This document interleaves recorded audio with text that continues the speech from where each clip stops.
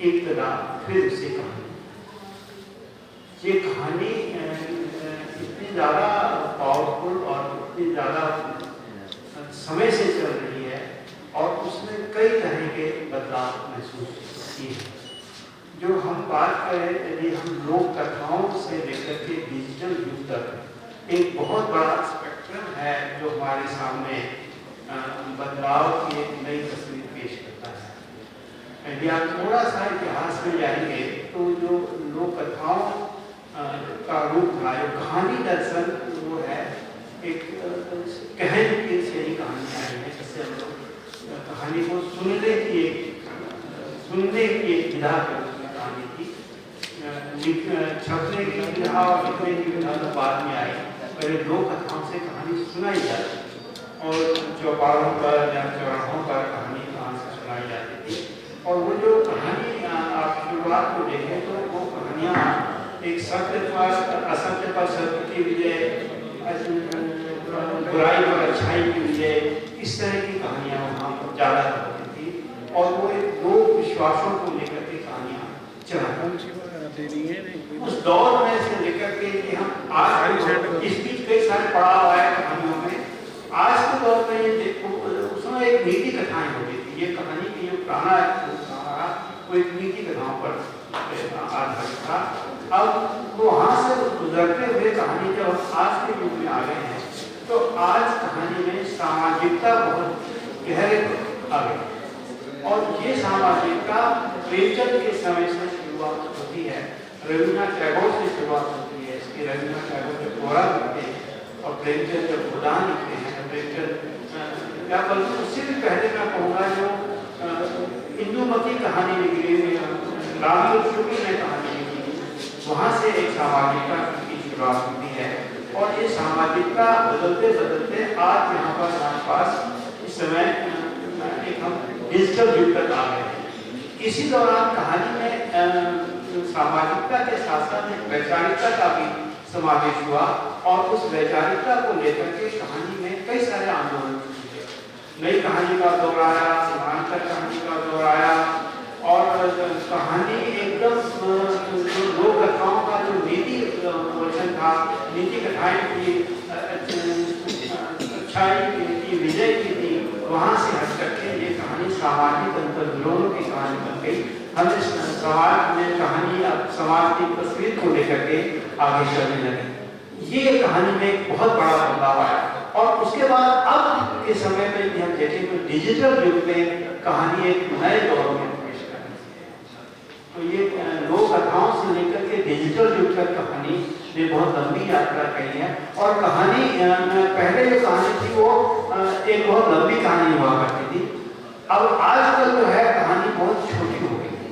पत्रिकाओं की मांग है कहानी छोटी हो, डिजिटल युग की मांग है कहानी छोटी हो। आज सभी संपादक, मेरे पास एक शंभुनाथ जिसे बात हो रही थी जो वाला संपादक है, उनका ये कहना है कि आप वागात में जो कहानियां भेजते हैं या कोई भी पत्र संपादक किसी पत्रिका के संपादक कहानियां भेजते हैं तो लंबी कहानियां नहीं चाहिए, वो छोटी कहानियां चाहता है। इसके दो कारण। एक कारण तो ये है कि पाठक उसको शीघ्रता से पढ़ सके, जल्दी से पढ़ सके। और दूसरा, संपादक की अपनी एक सीमा होती है कि लंबी कहानियां तो नहीं छापती। इसलिए यदि आप गौर करें तो बीच में एक लंबी कहानियों का दौर है, तो बहुत लंबा चलता दौर, बहुत लंबी कहानी का लंबी कहानियों का वो दौर बहुत जल्दी खत्म हो गया। और अब एक छोटी कहानियों का या वो छोटी कहानी लेकिन लघु कथाएं नहीं है, लघु कथाओं से अलग है।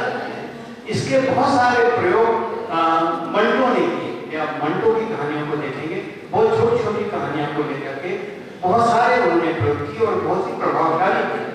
तो कहानी इस रूप में एक लंबाई में भी, कंटेंट में भी, फॉर्म में भी बदलाव। पहले कहानियां में विवरण बहुत हुआ करता था, अब विवरण हट करके संवाद और दृश्य प्रमुख हो गया। तो ये बदलाव कहानी में बहुत तेजी से आया।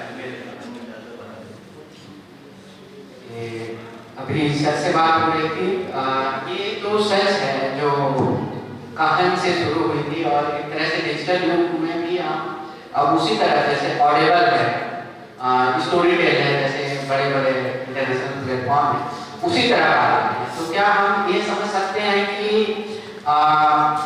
जो लोक कथाओं से लेकर डिजिटल तक आते आते मौलिकता तो वही है, तो क्या सिर्फ तकनीकी बदली है या फिर सांस्कृतिक मूल्यों में भी बदलाव हुआ है? नीलवा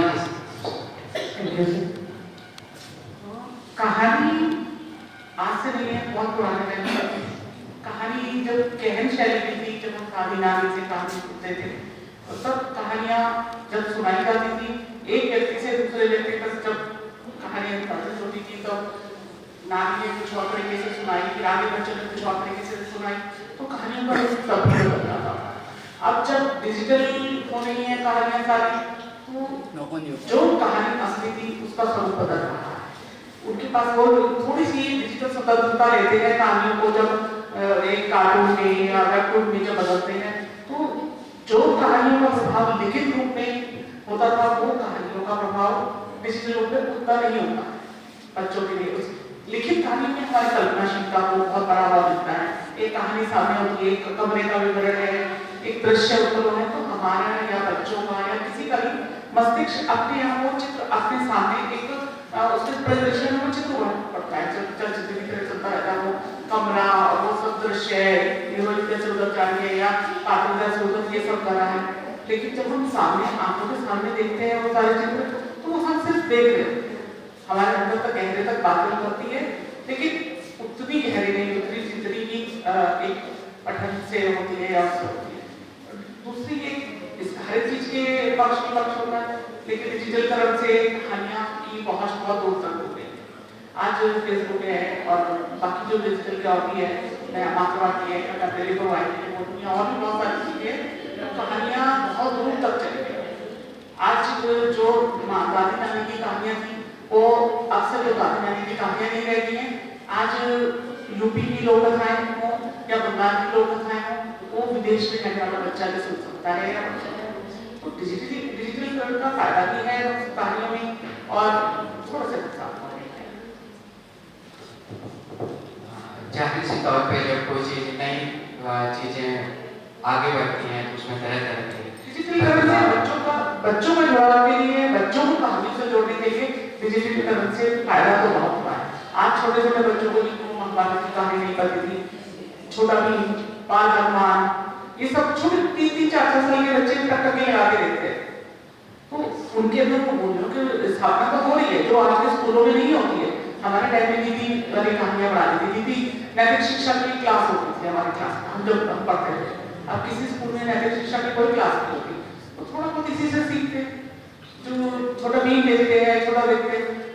पेरेंट्स भी आजकल के पेरेंट्स इतने जागरूक तो हो गए हैं, वो अपने भाषा से या अपने धर्म से या अपनी संस्कृति से जोड़ने के लिए बच्चों को इस तरीके के देखने के लिए प्रेरित करते हैं। और बाजार है, बाजार तेजी से दौड़ रहा है, जो डिमांड होगी तो वही बनेगा। कहानियां भी उसी बाजार ही उसके दौर में तेजी से चलती चली जा रही है। जैसी कहानियों की डिमांड हो रही है वैसी कहानियां लिखी भी जा रही है। कभी लंबी कहानियां थी तो आज छोटी है, आजकल तो माइक्रो कहानियां भी लिखी जा रही है। बीच में फेसबुक पे किया जाता 6 शब्द की कहानी, बहुत बड़े हैशटैग टैग लगा के लिखी थी, तो वो भी कहानी थी, लेकिन वो एक साहित्यिक कहानियां थी, एक सामाजिक मूल्यों की स्थापना नहीं कर रही।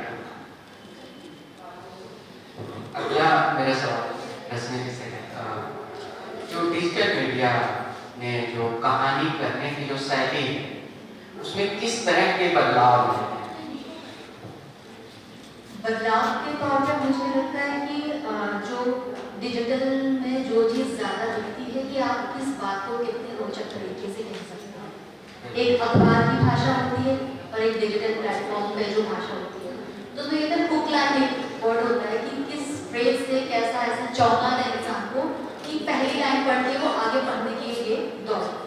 तो डिजिटली जो रूप बदला है कहानियों का, लोक कथाओं का, वो ये कि रोचकता कैसे बनाई जाए, क्योंकि उनका टारगेट ऑडियंस कोई गली मोहल्ले के बच्चे नहीं है, कोई कुनबे के बच्चे नहीं है, उनका टारगेट ऑडियंस पूरा वर्ल्ड वाइड है, जो भी उस प्लेटफॉर्म पर जाके कहानियाँ पढ़ रहा है, देख रहा है, सुन रहा है। जैसे इंस्टाग्राम पे या सॉरी उस मूवी तमाशा मूवी आई थी, उसमें ही कहानी वाला टूल बहुत अच्छे से लिया गया था और उसी कहानी वाले टूल को लेके इंस्टाग्राम पे बहुत सारे ऐसे सोशल मीडिया इन्फ्लुएंसर आ गए हैं जो अपना कहानियों का शो बहुत बेहतरीन तरीके से कहानियाँ कहते हैं, तो जो शैली है कहानी कहने की, इसको कितना रोचक बनाया जा सके, जो देखने में, सुनने में, बोलने में, पढ़ने में कितनी अच्छी सुनाई या दिखाई दे, तो एक चैलेंज भी है ये। और शायद मुझे लगता है कि एक जो इंसान के अंदर क्रिएटिविटी वाला कीड़ा होता है, वो थोड़ा थोड़ा और बड़ा बड़ा बड़ा बड़ा होते हुए वो रोचक कैसे बने, वो अपने आप को भी निखारता है और पब्लिक तक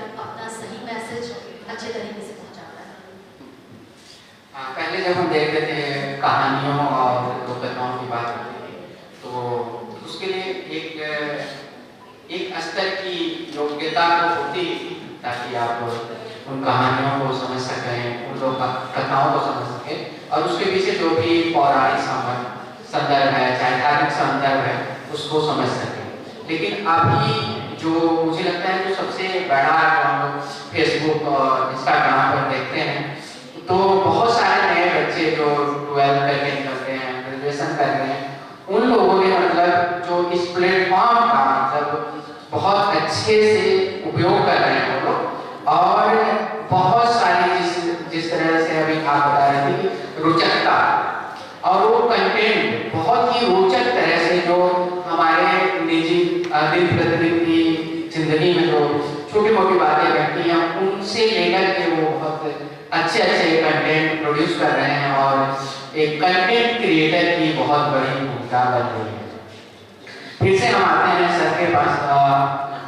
पहले जो लोक कथाएं होती थी, कहानियां होती थी, उसमें जो मौलिक तत्व होता था आत्मीयता होती थी और एक तरह की नैतिकता देखने को मिलती थी। लेकिन अभी जो है, जैसे अभी रश्मि ने भी बताया और हम लोग भी देखते हैं, तो वो सारा कीड़ा वायरल होने लगा है। ये ज़्यादा से ज़्यादा मतलब हमारा जो भी हम क्रिएट कर रहे हैं ज़्यादा से ज़्यादा लोगों तक पहुँचे। ऐसे में किस तरह का संकट आप देखते हैं? देखिए, इसमें दोनों पक्ष हैं इसके। जो कहा रश्मि जी ने कि क्रिएटिविटी ये उत्सुकता जाती है, क्रिएटिविटी का कीड़ा इसको कहिएगा। क्रिएटिविटी लोगों को लगा था मैं भी अपनी बात कह सकता हूँ और मेरे पास 1000 प्लेटफॉर्म अवेलेबल है और उन प्लेटफॉर्म की पहुँच बहुत बड़ी है, तो इसलिए लोग उस पर लिखने लगे हैं। आपने लोग